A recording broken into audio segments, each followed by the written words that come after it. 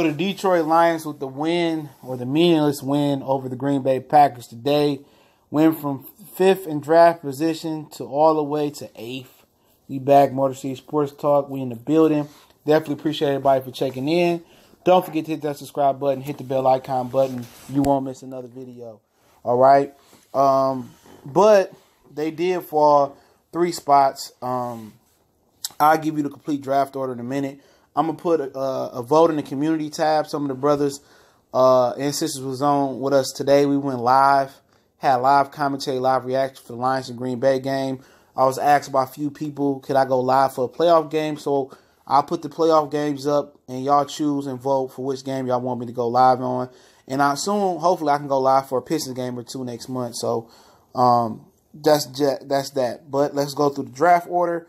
The the Arizona Cardinals got the #1 pick. San Francisco, the 49ers got #2 pick. The Jets got the #3 pick.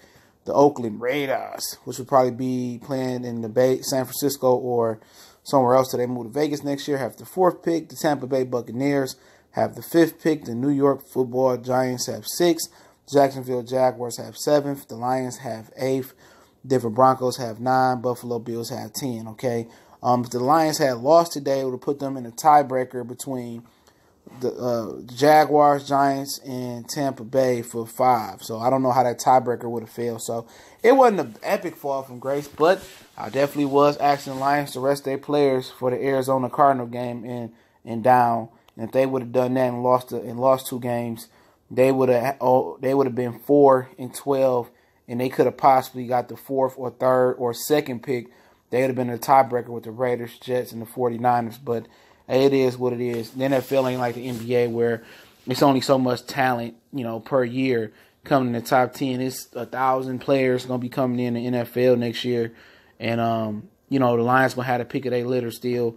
Will Greedy Williams still be there? Don't know. It's so early in the process. A lot of people on our live stream today had a lot of questions about where I think the Lions should go, who I'll have to do more studying. Y'all know how we did the last offseason. I was the most active channel last season for Lions material. We're going to do the same thing. We're going to turn it up this offseason and talk a lot of Lions, Senior Bowl, Shrine Bowl, Combine, free agent spotlight, draft spotlights, and I'm probably add some new things in there as well. So, yep, so y'all could be on the lookout for that one. But at the end of the day, it wasn't a bad fall from grace. You know what I'm saying? Just 1 loss. They would have been a tiebreaker, still probably end up getting they could have still ended up getting the 8th spot anyway. I don't know what the tiebreaker would have came in between Tampa Bay, New York, and the Jaguars.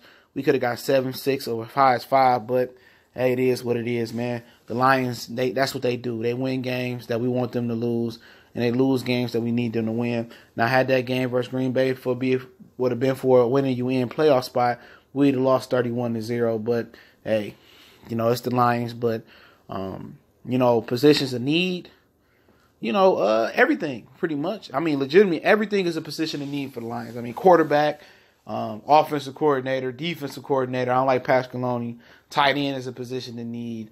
The whole right side of the line is a position of need, depending on how you look at Terrell Crosby. I think we got 2 receivers for next year, in my opinion. That's Brandon Powell. He showed up today, and Kenny Galladay, who didn't play because of a chest injury. Other than that, could use a quarterback, in some people's opinion, a developmental quarterback. Or if you got a chance at a transcendent quarterback, you take him, I would guess.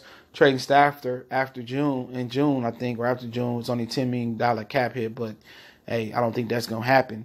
But you need defensive tackle depth. You need, some pass rushers on the D-line. You need all new linebackers unless you're going to move Davis to the outside. It's the only starter I still see. I think Devin Gennard need to put his hand in the dirt and be a defensive end full-time. Carrier Hyder showed up today with a sack. Well, he is more of a depth guy if he's even on the team. You need, I think you need 2 cornerbacks. I would not like to see Nevin Lawson, Tease Tabor come back next year. I like to keep Jamal Agnew. I like to keep him as a kick returner size nickel, Mike Ford. But I like to see them bring in a starter. And we can talk about more trade scenarios, man. Maybe I'll drop a trade scenario tonight after this. But let me give y'all the full draft order after that.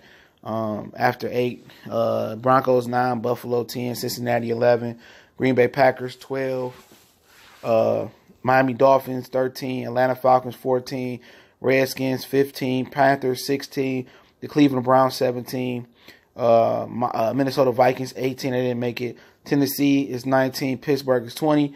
Tennessee is contingent on if they beat the Indianapolis Colts right now. Marcus Mariota ain't healthy, and they're losing. I think Indianapolis just put another touchdown on the board as we speak. So that's probably going to be Tennessee's spot. So at the end of the day, that is what it is. I'm going to look at the playoff schedule, put the games up. Y'all can vote on it in the community tab. But, it wasn't the worst thing the Lions lost today. I mean, 4 consecutive 30-point games on the Green Bay Packers, 2 years in a row. We beat Green Bay at Lambeau. We can't have our cake and eat it too in Detroit. We can't even have cake, all right, in Detroit. We just got to be happy with them sweeping the Green Bay Packers for 2 years in a row. Rodgers did play in both of these games. I think he faked a concussion, but, hopefully he all right. I don't want to see any bodily harm done to any man on this earth that's just trying to make a living to feed their family. But Green Bay Packers fans, sticking where the sun don't shine. We swept y'all 2 years in a row. I take it, but next year I think it's a critical year for Matt Patricia. And tomorrow I'll do an end of the year wrap up live stream if I can get to it. If not, it'll be in video version or on the channel. So it depends on what time my girlfriend come back in town with my daughter. So hopefully I get it in early. I knock it out, and then we can just go on about our day and enjoy our New Year's. Might go to the casino or something, but not sure. I might just stay in and just drink. But appreciate everybody for checking in. Motor City Sports Talk. Don't forget we on Facebook, Twitter, Instagram. All the links are in the description. You want to make a donation, the links there as well. Emails there as well. If you got a video request, question, business inquiry, or sponsorship, email me or DM me on social media as well. And once again, I appreciate everybody for checking in. Make sure you hit the subscribe button. Make sure you hit the bell icon button so you won't miss none of this content or live stream. Motor City Sports Talk. We gone.